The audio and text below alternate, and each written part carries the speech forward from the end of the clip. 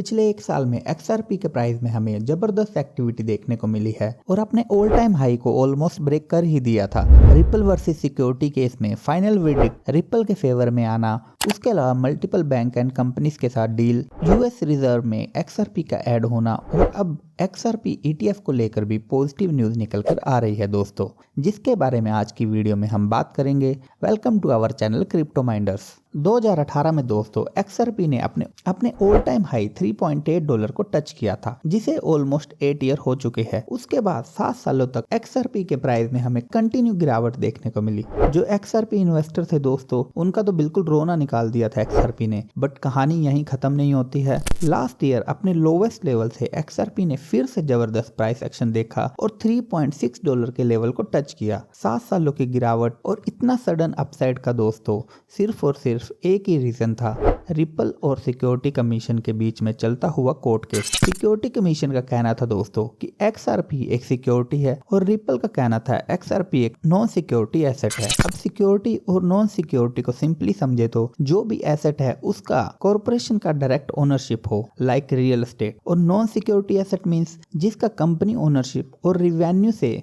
कोई direct link ना हो, जिनका पर्पस बस इतना होता है कि यूजर उसके बदले कोई सर्विसेज या प्लेटफॉर्म या कोई एप्लीकेशन यूज कर सकता है, जो कि फेडरल रेगुलेशन के अंडर नहीं होते हैं। अब इस केस के कारण दोस्तों इन्वेस्टर का कॉन्फिडेंस XRP में लगातार लूज होता गया, जिससे XRP प्रोजेक्ट में से इन्वेस्टर निकलते रहे और इसके प्राइस में गिरावट चलती रही। बट 2024 में इस केस के फाइनल वर्डिक्ट में छोटे से फाइन के साथ रिपल लैब्स के फेवर में केस चला गया। उसके बाद से XRP ने जबरदस्त प्रॉफिट बनाकर दिया अपने इन्वेस्टर्स को। राइट नाउ XRP एक वेल नोन क्रिप्टो करेंसी है, जिसका यूज कई सारे बैंक एंड कंपनीज करते हैं, like Dutch bank, Japan SBI bank, जैंड bank and SG Forge, और भी कई सारे इंस्टीट्यूशन XRP का यूज करते हैं। Bitcoin and Ethereum ETF launch होने के बाद XRP ETF भी मार्केट में अवेलेबल है दोस्तों। और जैसे ही XRP ETF लॉन्च हुआ था दोस्तों, उसके बाद 2 महीने कंटिन्यू XRP ETF ग्रीन में ही रहा था, जिससे आप अंदाजा लगा सकते हो XRP की ग्लोबल पॉपुलैरिटी का। हालांकि US ईरान वॉर के चलते हुए